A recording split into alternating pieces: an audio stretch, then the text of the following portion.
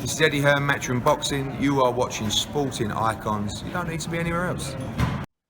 Right, so the current unified heavyweight champion of the world, Anthony Joshua, has spoken about his upcoming September the 25th fight at the Tottenham Hotspur Football Stadium against former cruiserweight world champion, undisputed champion at that, still undefeated of course, and of course his fellow Olympic gold medalist of 2012, Oleksandr Usyk. But of course he's also spoken about Anthony Joshua and potentially what is next. And he spoke to Sky Sports, and this is what he had to say.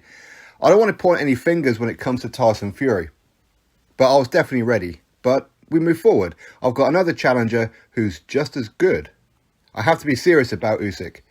He will definitely step up. He will definitely take the fight. That's what I need, people that are serious.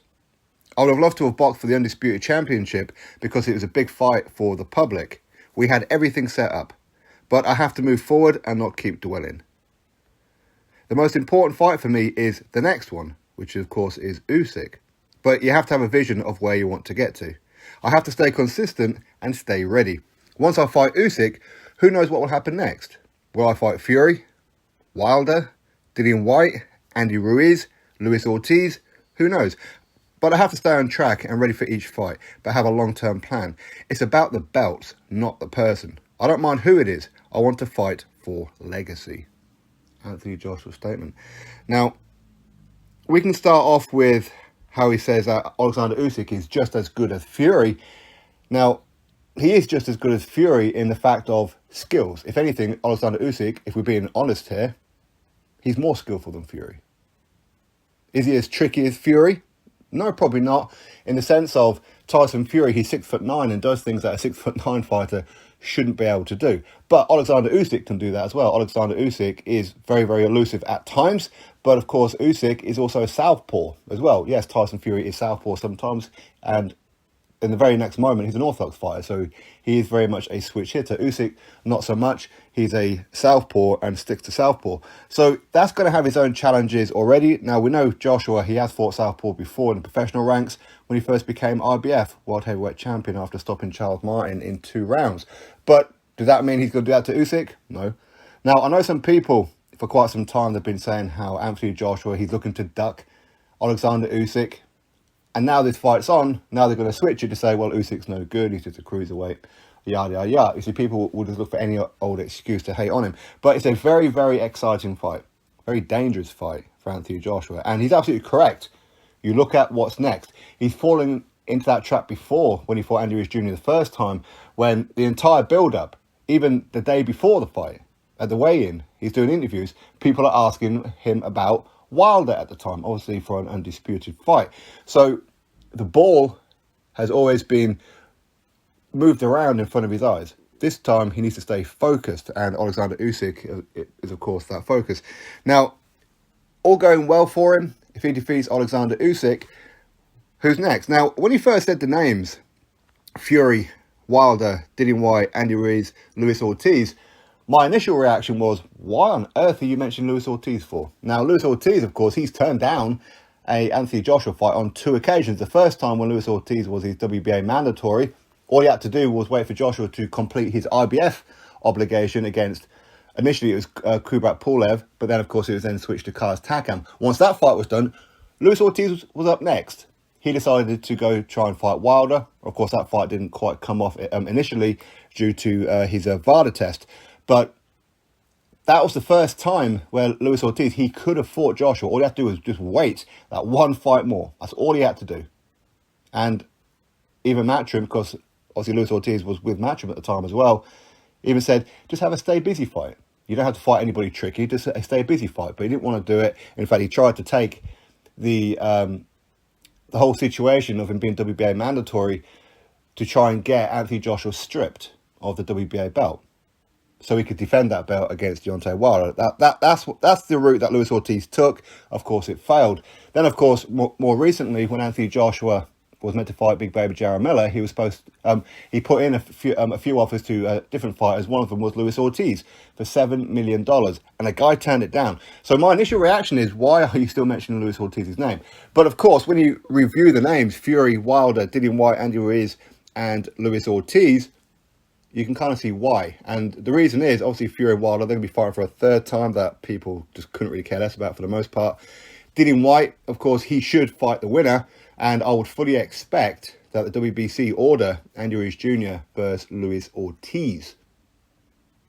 And that's going to be the kind of triangle between Fury, Wilder, Dillian Whyte, Ortiz, and Ruiz. So he's talking about, it doesn't matter who's got the WBC belt. It's not about Fury, it's not about Wilder, it's about who has got the belt. And if any of these names has got the belt, that's the target. That's who he wants. Okay, so now I kind of understand why he's mentioning those names.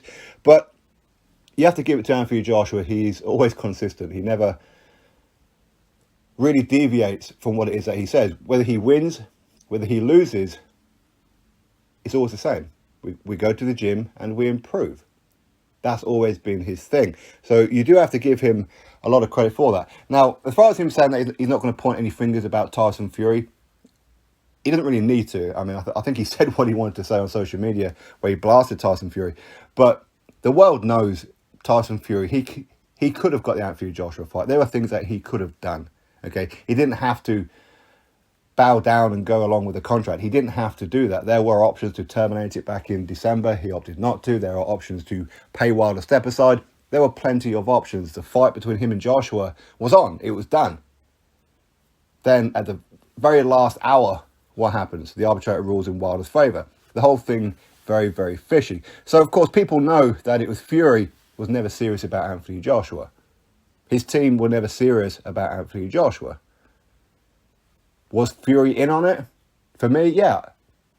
I believe that he was. But if it turned out that he wasn't, but at the same time, he could have done something. He could have kicked off a bit of a fuss. He could have said, no, I want to fight Anthony Joshua. There's generational wealth here on the line. Why do I need to fight a guy I've already beat twice already? For what? But he didn't do that. So no matter how you look at it, he has to take some blame in this one. Joshua's not to blame. Joshua wanted to fight. Okay, but what can you do? So either way, that's Anthony Joshua's statement. Of course, he talks about staying on track. His track is, of course, Oleksandr Usyk next. Very, very dangerous fight for him. Then whoever has got the WBC World Heavyweight title. But of course, I mean, if you Anthony Joshua and Eddie Hearn and that, they've been through all the mill of being messed around by Deontay Wilder. Now they've done it again with Tyson Fury. I mean, how much more can you take? I know legacy is important. Of course, he's talking about undisputed.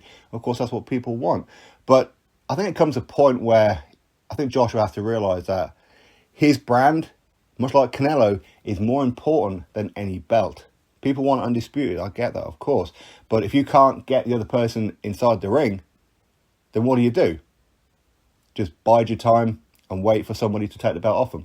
Because at some point, whether Wilder wins, whether Fury wins his third fight, one of these guys will lose at some point. And it won't be long. It won't be long. Whether it's Dillian Whyte that takes it, whether it's Andy Ruiz Jr. that takes it, whether it's, who knows, maybe Luis Ortiz is going to fight Wilder for a third time, okay? It's heavyweight boxing. You never know what is around the corner. So Joshua, I suppose, is just got to be a little bit patient. But as when it comes to dealing with Fury and Wilder, if I was Joshua, I'd be like, nah, I'm going to go for this again. You're just wasting my time. You're wasting the fans' time. You're wasting everybody's time. Because all you want to do is talk a lot and not fight a lot. That's all you want to do. Go fight for a fourth time, fifth time, sixth time. Go do whatever you got to do. All right. Anyway, Anthony Joshua's statement. Drop your thoughts below. Click thumbs up and, of course, subscribe. And I'll catch you all in the next video.